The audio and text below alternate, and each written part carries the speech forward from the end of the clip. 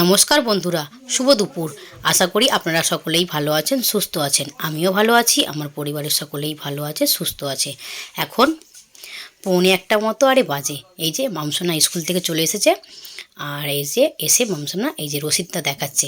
আজকে মামের স্কুলে ফিস ভরা হয়েছে, তাই রসিদটা দিয়েছে, ও দেখাচ্ছে। আজকে সকাল থেকেই খুবই চাপে আছি, মানে সকালবেলা বাসি কাজ সেরে চান করে পুজো দিয়ে উঠেই দোকানে চলে এসেছি।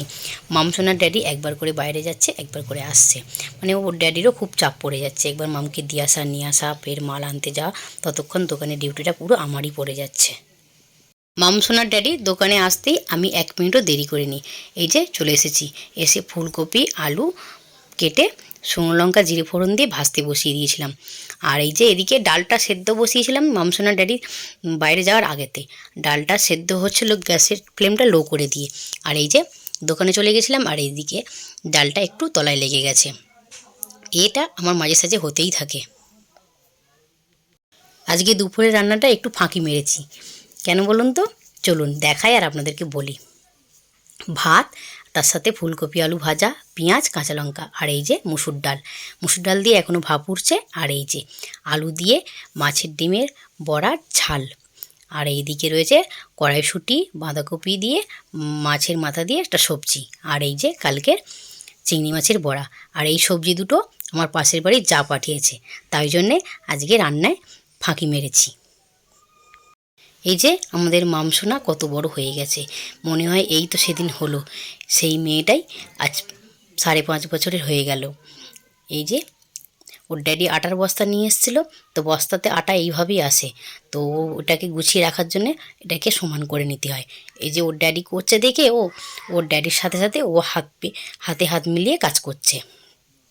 যখনই কখনো আটার বস্তা লবণ বস্তা আসে, তখনই ওর ড্যাডির সাথে সাথে এইভাবে হাতে হাত মিলিয়ে কাজ করে দেয়।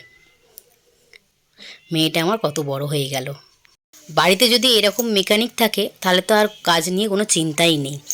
এই যে মামসোনার ড্যাডি প্যাকেট করবে বলে চিড়ে ভরে রেখেছে, আর চিড়ে, নিমকি, বাদাম, চাল ভাজা সব প্যাকেটগুলোই মামসোনার ড্যাডি করে।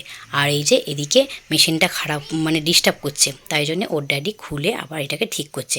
বাড়িতে যে কোনো জিনিস খারাপ হলে ওর ড্যাডি আগে ঠিক করে, না হলে মিস্ত্রি ডাকে। 9:30 মতো বাজে।